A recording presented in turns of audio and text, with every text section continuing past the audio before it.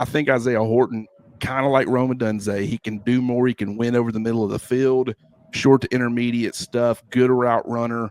Really was relied on in a lot of clutch situations, at least in the Miami games that I watched, where it's like, a 3rd and 7, and they're going to Isaiah Horton. And he was really viewed as anywhere from the wide receiver 3 to the wide receiver 4. Now, going into next year is projected to be the 1. But, I think just the pitch for him was pretty simple because in a lot of ways, you can put on Rome Odunze's tape and say, we're going to use you pretty much like this.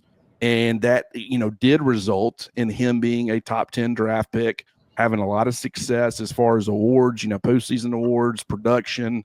And so, you've got a guy like Ryan Williams, you've got a guy like Jeremy Bernard, but the sell there too is, hey, we had McMillan there at Washington. We had Bernard as our wide receiver 4.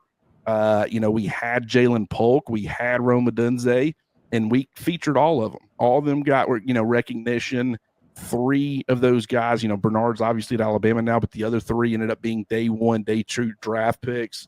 So even though you've got a bona fide 1 in Williams, and you got another guy in Bernard and some other guys who can get in that mix too, and Cole Adams and Rico Scott, maybe Jalen Mbakwe. I think Isaiah Horton was sold on the fact of the way that this offense is supposed to operate when it's got a quarterback who can do everything that we ask it to do within our offense. We don't have to adjust to them. There's plenty of room for multiple receivers to have success, and I think that was the big selling point for him.